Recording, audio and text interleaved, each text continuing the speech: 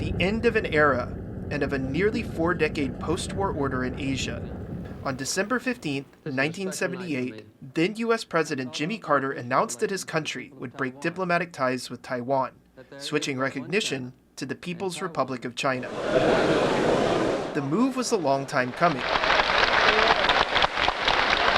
Taiwan had been expelled from the United Nations several years earlier, in 1971, with few recognizing its claim to be the legitimate government of all of China. And under Carter's predecessor, Richard Nixon, the U.S. began normalizing relations with Beijing. Still, the mood in Taipei was grim. People, angry with what they saw as a betrayal by the U.S., held increasingly violent anti-American protests. The government, under the lead of President Jiang Jingguo, tried to quell public outrage and chart a new course forward. Former diplomat Frederick Chen, Taiwan's deputy foreign minister at the time, was one of the top officials in charge of overseeing the American transition out of Taiwan. His task was to negotiate certain assurances. Most importantly, security. Second, arms sale. Third, the property we have in the United States. And then we have air links and shipping.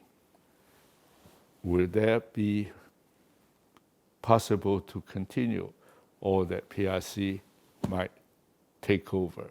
But Taiwan still had strong support from many on Capitol Hill. A group of Congress members, upset with Carter's switch to the PRC, worked to craft a piece of legislation that would come to define the U.S.-Taiwan relationship in the decades since. While behind the scenes, people on the ground in Taiwan were also hard at work making sure that the law would be strong enough to last. One of them was Robert Parker, who had just become chair of the American Chamber of Commerce in Taiwan. Parker traveled from Taipei to Washington, D.C. to campaign for protecting not just U.S. business interests in Taiwan, but also the robust trade and investment ties the two countries had developed. The challenge was to fill that void, to describe in practical terms what we as Americans, both in the business community in Taiwan and in a broader sense between our two countries, needed on a practical basis to continue cordial, successful, normal relations in the absence of formal diplomatic relations. Parker and others' testimony proved persuasive, and the bill that was signed into law on April 10, 1979, was much more powerful than President Carter or Beijing had anticipated.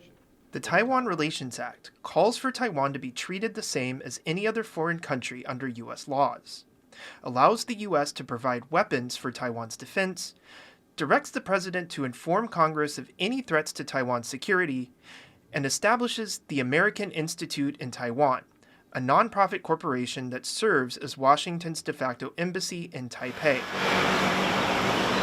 In the years since the TRA was passed, U.S.-Taiwan relations have significantly deepened.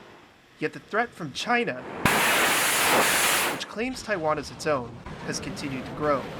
It's caused some to rethink the Act's limitations and to call for a clearer stance from the U.S. We argue that the U.S. should maybe adopt a strategy called dual clarity. That is to specify under what conditions that the U.S. will do the intervention and the military help to Taiwan. For example, if China use force, then the U.S. will help Taiwan.